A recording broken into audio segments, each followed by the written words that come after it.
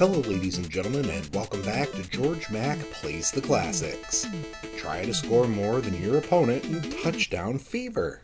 SNK is no stranger to sports, having brought a couple baseball titles to the NES. But do they know what they're doing when it comes to throwing around the pigskin? We'll find out. Two modes of play are a single game or tournament.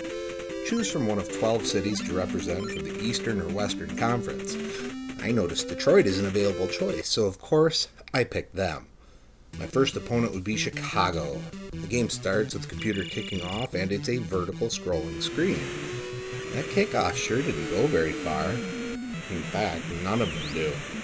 Tackles happen by running into the ball carrier and hoping for the best. It's nice when they bounce off of you when you've got the ball, but don't get too cocky. There's a halftime show that brings out the team's mascot, and they are mostly aligned with the NFL. Detroit has the lion, Chicago has the bear, Philadelphia has a bird that I can assume is an eagle, and Phoenix has a frog. Alright, this one's made up. The play choice screen has 4 different styles to choose from: long, short, QB sneak, and back. Your play is then chosen automatically for you. Players you'll be able to throw it to have a flashing A or B icon on them.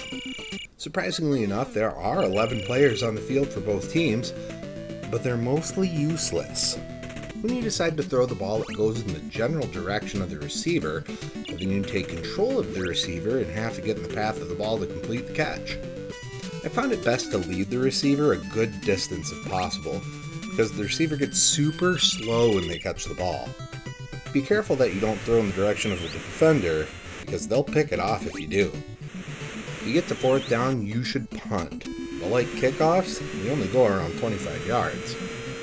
Field goals only become an option within 15 yards. The field is so very long. If you play this, you'll understand what I mean. 22 players are lined up in a 6-yard stretch, when in real life we're talking about 15 yards or so. This makes running plays and gaining yards really difficult, actually.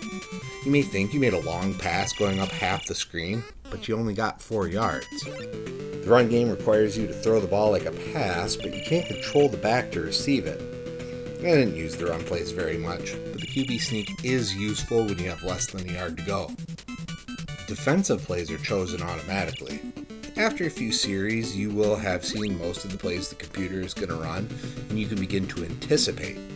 The offense might use a wing package for a few different plays, but the initial setup of the defense will inform you of what is coming. I was able to anticipate laterals and passes that were easy to intercept when playing against Philadelphia. I also found out that it's win or game over, so don't end the game in a tie. The game clock runs in real time, so if you're playing a tournament, 5-minute quarters will take about an hour and a half to get through. When it comes to grading Touchdown Fever on NES, graphics get a 1.0. The graphics aren't good, and the amount of sprites lead to flickering on the line of scrimmage. Sound gets a 2.5. There's music that plays during the game, and there are multiple tracks. None of them are amazing, but I like them enough. The whistle sound gets annoying though. Gameplay gets 2.0. This is dumbed down football. Better than most other football games on the NES, but missing too much. Difficulty gets a 3.0. The teams do get harder as you go along, but you also get better at anticipating plays, so it evens out. Fun factor gets a 2.5. I enjoyed myself once I figured out how to play the game. Overall, Touchdown Fever earns a 2.2 and gets a C+. This isn't a bad game from a culture that doesn't do football, but when I can play Tecmo Bowl, why would I bother? Well, that's going to do it for me for today. Please make sure to like this video. Let me know what you think of Touchdown Fever in the comments. And please subscribe to Head Drop Productions here on YouTube, because we want you here for each and every video we release.